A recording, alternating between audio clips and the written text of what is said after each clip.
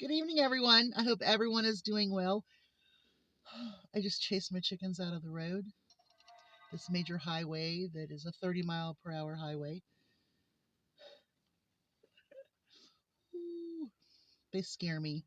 I can't stand that. And like I see other people around here, their chickens go out in the road, but they like stand right.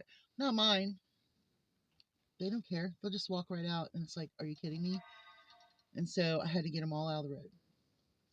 Okay, so I wanted to do this video for people who um, may not have ever thought of being prepared. And the way I'm going to first start it off is if you have um, ancestors who had farms, canned food, dried food, brought in the harvest, so that way they could eat through the winter and spring until they could start planting and reharvest. Maybe they had extra flour for the winter, extra sugar, um, just the extra things that they had through that time of year to get them through. Of course, there's Christmas and there was Thanksgiving, and so you would make sure that you had a little extra for those times. Or if you follow Yule, you would know that, everybody came together and prepared meals, during those times. So it's not unordinary to be a prepper when in fact it's what our ancestors have done for forever. I mean, do you know the history of the Easter egg? Do you know why we paint Easter eggs or why we do that semblance? It has to do, well, you look it up. Just look it up. It's something fun. Maybe you and your kids could do Easter eggs that way this year and batik them. Maybe that's a little extra hint. I don't know. But anyway, being prepared is what our ancestors have always done. My granny in Kentucky and her granny, mom, granny, um, that's what they did. They brought in the potatoes, the corn, all of the all of the fruits of their labor or vegetables of their labor, and they preserved them. And it's it's basically the same thing, only you're getting into a broader spectrum. Your pantry, your pantry should have canned goods. Your pantry should have extras. It should have extra fats and oils. And today I was so happy to find that coconut oil, so I got two of them. It was like buy one get one free at the Family Dollar. Coconut oil is probably one of my favorite to put in my longest term for oil because you can use it with anything. Coconut oil has so many uses. Look it up. And like if my animals, there was a time when I had a dog that would get constipated quite a bit. And I could give him like a little spoonful of coconut oil, give that to him, and then I would make him a bowl of cereal so the milk would kind of start relaxing everything and it would help him. He was such a cool dog. He found mushrooms. My neighbor shot him. That was sad. And my neighbor ran from me for 2 days. Just saying. But anyway, being prepared and finding those things that can stay in your pantry for the longest. I do believe that vegetable shortening, because it was going to last a little bit longer, and coconut oil are probably the two that I would want in my pantry for a longer stint. Yes, oils, um, fats. You're going to need those. Um, and then, of course, you want to have, like I said, your canned food, fruits, vegetables, meats, all in one meals. If you have children, you're going to want to do the SpaghettiOs or the canned spaghetti or whatever they really, really like and make certain that you keep those on hand as well. Like out here, like kind of like in the old days, we prepare for winter because when it gets bad, I am not going up that hill.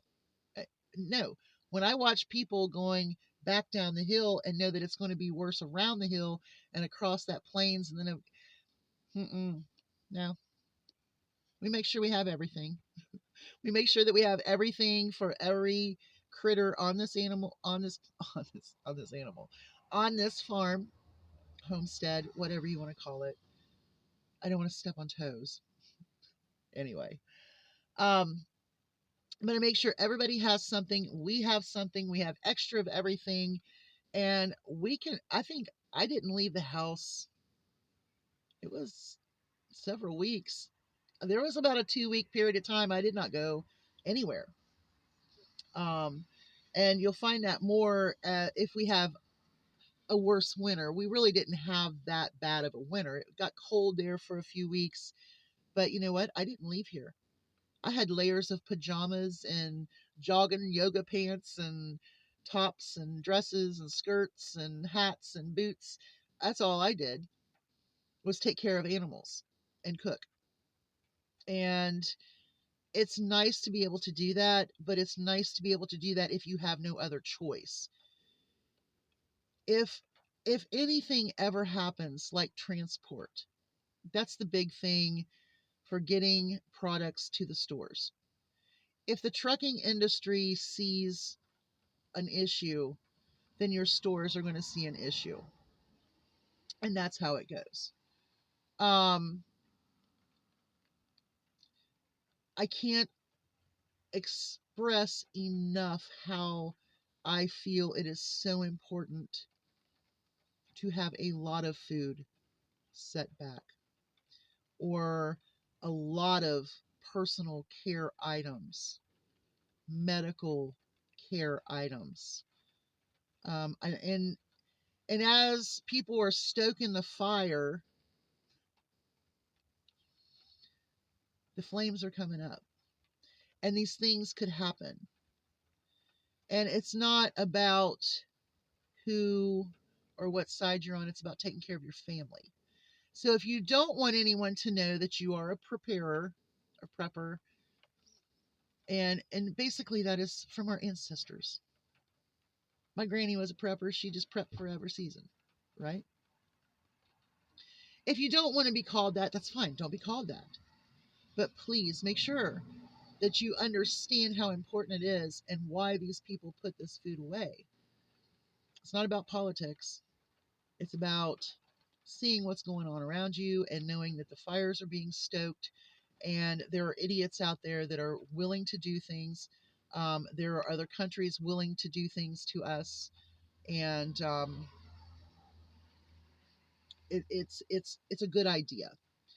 So when you go grocery shopping, always have in the back of your mind, um, what can I get to put in my pantry today that will last for a long time? In a long time, maybe 3 months, 4 months, 6 months, 1 year, however you want to prepare yourself. Um, but I think mothers who want to prepare as the best they can is to make sure that you have fun foods for those kids. And I think that's very important. Obviously, you want to train them to eat certain things and kind of like them a little bit. Maybe do oatmeal for a couple mornings, or maybe try it for an evening thing. Get them used to the textures and the foods that do last long. Um, Test out some recipes from your pantry. See how you do with certain things. Like I can get my 2 cans of tuna. I can take one of my guacamole mixes, the powdered stuff, um, and make a really good tuna salad. Of course, a little mayonnaise if I have it. Um, but that packet that will end up being your onion, your tomato. You know what I mean? So you're going to have the flavors. Flavor is very important, and you don't want to get bored. So always pick up a spice or two, and always make sure that you have the ones that you use the most. Now, most people have like 5 to 7 that they call their basic spices. The one I always forget about is chili powder. because I stocked up so much on it when I was couponing, and all of a sudden I was out of chili powder. Well, my husband uses it a lot. If I make a pot of chili, I can guarantee you that it doesn't have enough chili powder in it for him. But anyway, being prepared is so important. And I want to welcome all of my new subscribers, and we'll go on this journey together. I am going to be packing a couple more buckets this week, so I will show you how I pack my buckets. I'm going to do some of the stuff that I got today from Family Dollar and show you how I prepare a bucket, so that if I have to run, I can grab that bucket and I can go. So pretty much all of the buckets I have are kind of self-sufficient. A few of them are specified particulars, like a baking bucket or a sugar bucket, something like that. But then there's buckets that have those things in them that are more like a 72-hour kit, basically. Um, if you have the money and you can do it, I would probably do some long term. Um, you can get stuff at Walmart that's long term. But really, I really find that the things I get at the grocery store are just as good, even if I have to repackage them. So just think about it. Think about being prepared, and we'll go through this journey together. Y'all have a great evening. Hugs from a distance. I've got to go see if I can get the chickens up. They're all running everywhere in the rain, and I don't even know why. Bye, y'all.